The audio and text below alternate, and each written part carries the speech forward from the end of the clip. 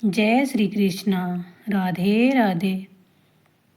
कुरुक्षेत्र केवल एक मैदान नहीं था, वह धरती का टुकड़ा नहीं बल्कि मानव का प्रतिबिंब था। चारों ओर सेनाएं खड़ी थी, हाथियों की चिंगाड़, घोड़ों की टांपे, रथों की चरमराहट और शंखों की गर्जना। पर इन सब शोरों के बीच एक गहरी खामोशी भी थी, अर्जुन के मन की खामोशी। कृष्ण रथ चला रहे थे, अर्जुन धनुष लिए खड़ा था। युद्ध शुरू होने वाला था, पर भीतर कुछ टूट रहा था।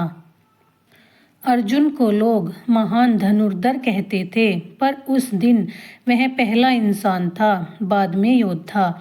उसने कहा, हे केशव, मेरा रथ दोनों सेनाओं के बीच ले चलो। मैं देखना चाहता हूँ कि मुझे किसके साथ युद्ध करना है। कृष्ण मुस्कुराए नहीं, कुछ बोले नहीं, बस रथ को आगे बढ़ा दिया। और जैसे जैसे रथ आगे बढ़ा, वैसे वैसे अर्जुन का हृदय भारी होता गया। अर्जुन ने देखा, भीष्म पितामह, जिनकी उंगली पकड़कर उसने चलना सीखा था, द्रोणाचार्य, जिनसे उसने धनुष चलाना सीखा था, कृपाचार्य, अश्वत्थामा, अपने भाई, अपने मित्र, अपने रक्त से जुड़े लोग। अचानक कोई युद्ध नहीं रहा, वह रिश्तों का कत्ल लगने लगा। अर्जुन के हाथ कांपने लगे, गांडीव फिसल गया, आंखों से आंसू बहने लगे। उसने कहा, हे माधव, मैं जिनके लिए यह राज्य चाहता था, वही आज मेरे सामने खड़े हैं। इनको मारकर क्या पाऊंगा? राज्य, सुख या सिर्फ अपराध बोध? यही प्रश्न आज हम सब का भी है। आज का इंसान भी यही पूछता है। नौकरी पाकर क्या मिलेगा अगर परिवार टूट जाए? पैसा कमा लूं पर आत्मा मर जाए तो? जीत जाऊं पर खुद को खो दूं तो? हम सब अपने अपने कुरुक्षेत्र में अर्जुन बनकर खड़े हैं। अर्जुन बोला, मुझे इस युद्ध में कोई मंगल नहीं दिखता। धर्म भी भ्रमित हो गया है, अधर्म भी स्पष्ट नहीं। हे कृष्ण, मैं यह युद्ध नहीं कर सकता। यह डर नहीं था, यह कायरता नहीं थी, यह आत्मा की सच्चाई थी।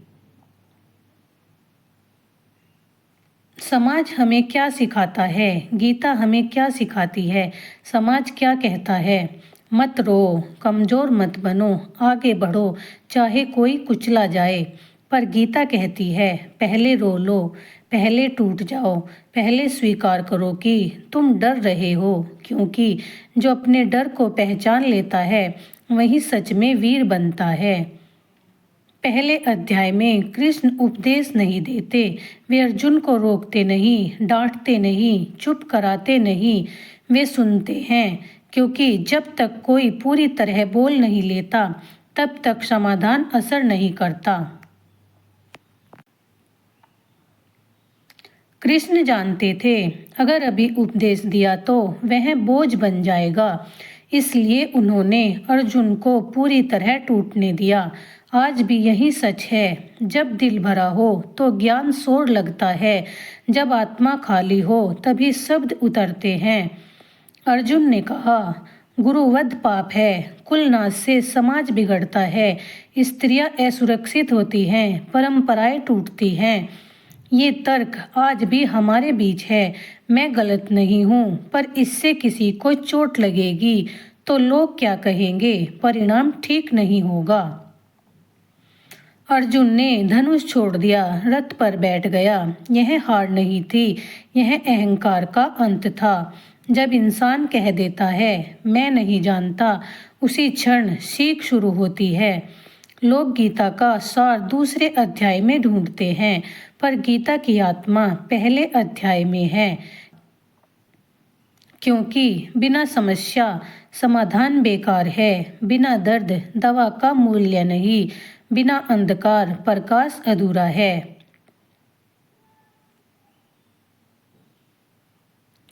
और अगर कहीं तुम्हें लगे तुम बहुत दे रहे हो पर समझे नहीं जा रहे, तुम मजबूत दिखाते हो पर भीतर से थके हो, तुम मुस्कुरा रहे हो पर दिल रो रहा है, तो याद रखना, तुम गलत नहीं हो, तुम कमजोर नहीं हो, तुम अर्जुन के पहले अध्याय में हो। कृष्ण अभी आएंगे। कृष्ण अभी बोले नहीं हैं, पर वे मौजूद हैं।